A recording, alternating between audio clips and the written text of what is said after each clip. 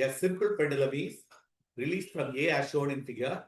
If M is the mass, L represents the mass of the bomb and the length of the pendulum spring. The gain in kinetic energy at B. B வர்றப்போ அதுல எவ்வளவு kinetic energy இருக்கும்.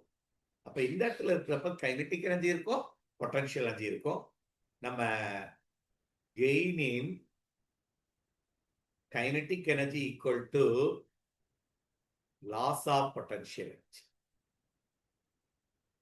இப்போ இங்க இருந்து இங்க வர்றப்போ எவ்வளவு பொட்டன்ஷியல் எனர்ஜி லூஸ் பண்ணுச்சு. அப்ப அதை கால்குலேட் பண்றதுக்காக இதை நம்ம ஆக்சுவலி இது ஒரு ரைட் ஆங்கிள் ட்ரையாங்கிள் தான். இதை பார்க்கறதுக்கு கொஞ்சம் ஆங்கிள் டீவியேட் பண்ண மாதிரி போட்டிருக்காங்க. ஆக்சுவலா இது ஒரு ரைட் ஆங்கிள் ட்ரையாங்கிள் தான். இது 30 டிகிரி. இப்போ இதுல இதோடைய ஹைட்டை எக்ஸ்ன்னு வச்சுக்கலாம். இதோட ஹைட் எக்ஸ். அப்போ இந்த இடத்துல லாஸ் ஆன பொட்டன்ஷியல் எனர்ஜி எவ்வளவுனா இந்த எக்ஸ்ன்ற டிஸ்டன்ஸ் டிராவல் பண்ணப்போ எவ்வளவு பொட்டன்ஷியல் எனர்ஜி லூஸ் பண்ணியிருக்கோம். Loss in potential energy is M G. X தான் அது லூஸ் பண்ண பொட்டன்ஷியல் எனர்ஜி. அதுதான் கெயின் இன் கைனடிக் எனர்ஜி. இந்த எக்ஸ் எதுக்கு ஈக்குவலா இருக்கும்?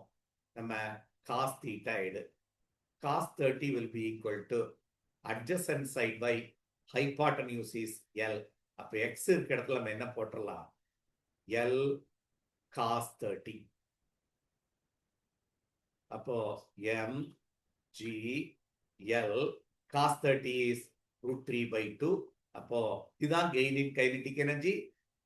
√3/2 into mgl is the answer. So முதல்ல பொட்டன்ஷியல் எனர்ஜியா இருந்துச்சு.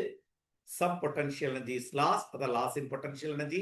அப்ப இங்க இருந்து இங்க டிராவல் பண்றப்ப எவ்வளவு பொட்டன்ஷியல் எனர்ஜி லூஸ் பண்ணு, அதை மட்டும் தான் நம்ம எடுக்கணும். which is the gain in kinetic energy. I think you can able to do this sum in different methods also.